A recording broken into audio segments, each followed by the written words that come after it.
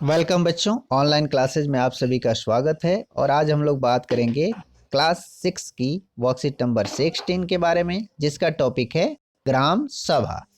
बच्चों, पिछली वर्कशीट में हमने स्थानीय स्वशासन यानी पंचायती राज के बारे में जाना था और उसमें ये भी जाना था कि पंचायती राज व्यवस्था के जो ग्रामीण पहलू है उसको हम ग्राम पंचायत कहते हैं। उसके साथ साथ हमने ये भी जाना था कि ग्राम पंचायत को संतुलित करने के लिए, मीटिंग्स को होल्ड होने के लिए, निर्णय लेने के लिए ग्राम सभा की नियमित रूप से बैठकें होती हैं।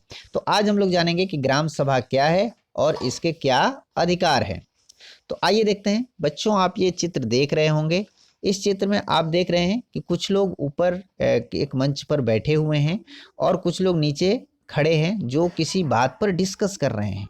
तो बच्चों, यही ग्राम सभा की मीटिंग है, जिसकी मीटिंग चल रही है किसी गांव से विकास से जुड़े हुए मुद्दे पर। तो इस तरह से गांव के सभी लोग, ठीक है, गांव के सभी लोग मिल करके जब बैठते हैं तो उसे ग्राम सभा कहते हैं। खास तौर से ग्राम सभा उन सभी वयस्कों की एक बैठक है, बच्चों को उसमें शामिल नहीं किया जाता।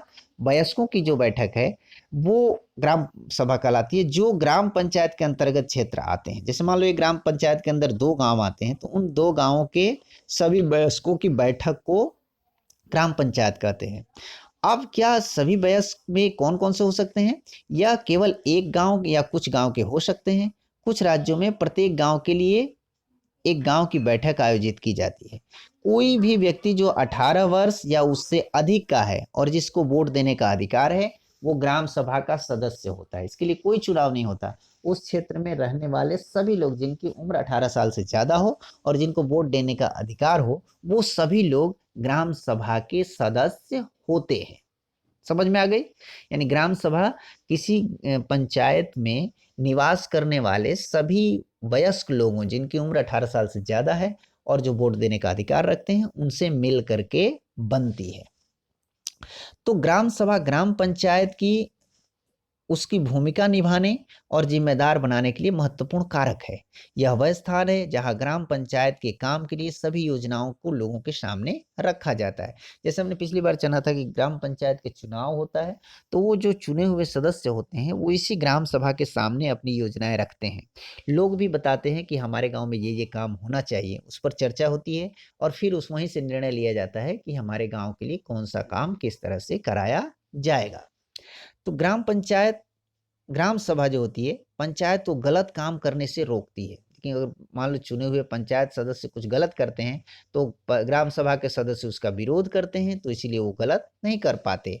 और धन का दुरुपयोग भी रोकती है कि जो सरकार द्वारा धन फंड आ रहा है उसका भी गलत खर्च ना हो। साथ ही साथ कुछ लोगों का पक्ष भी लेने से रोकती है कि आप किसी का पक्षपात नहीं कर सकते। यह चुने हुए प्रतिनिधियों पर नजर रखने और उन्हें चुने गए प्रतिनिधियों के प्रति जिम्मेदार बनाने में महत्वपूर्ण भूमिका निभाती है। यानी ग्राम पंचायत के जो सदस्य चुने गए हैं उन पर कंट्रोल रखने के लिए ये ग्राम सभा की मीटिंग बहुत ही आवश्यक होती है और ये बहुत ही नियंत्रित रखती है उन्हें, क्योंकि पंचायत सदस्यों को पंचायत के चुने हुए सदस्यों को ग्राम सभा के सामने बैठ करके अपनी सारी डिटेल बतानी पड़ती है। तो ये एक तरह से उनको कंट्रोल करती है और जिम्मेदार बनाती है। कुछ राज्यों में ग्राम सभाएं निर्माण और विकास समितियों जैसी समितियां भी बनाती हैं। इन समितियों में ग्राम सभा के कुछ सदस्य और ग्राम पंचायत के कुछ सदस्य शामिल होते हैं जो विशिष्ट कार्यों को करने के लिए मिलकर काम करते हैं। तो कुछ जैसे मान लो कहीं किसी तालाब बनानी है या सड़क बनानी है, कुछ बनाना है गांव का, तो उसके लिए वो समितियां भी बनाती हैं जिसमें कुछ लोग शामिल होते हैं और वो देखते हैं कि ये कामकाज ठीक से चल रहा है कि नहीं। तो इस तरह से ग्राम सभा किसी गांव में निवास करने वाले सभी वयस्क लोगों यानी 18 साल से अधिक उम्र के लोगों जिनको वोट देने का अधिकार होता है उनसे मिल करके बनती है। और यह चुने हुए जो सदस्य हैं, पंचायत के सदस्य हैं, उनकी गतिविधियों पर नजर रखती है और उनके विकास कार्यों की समीक्षा करती है और ग्राम सभा की बैठक में ही विकास कार्यों पर निर्णय लिए जाते हैं। तो इस तरह से उम्मीद है आपको ग्राम सभा के बारे में इस वर्कशीट को आप समझ गए होंगे। तो आइए हम प्रश्नों के उत्तर देखते हैं। इसमें 3 प्रश्न दिए हुए हैं, एक एक करके देखते हैं।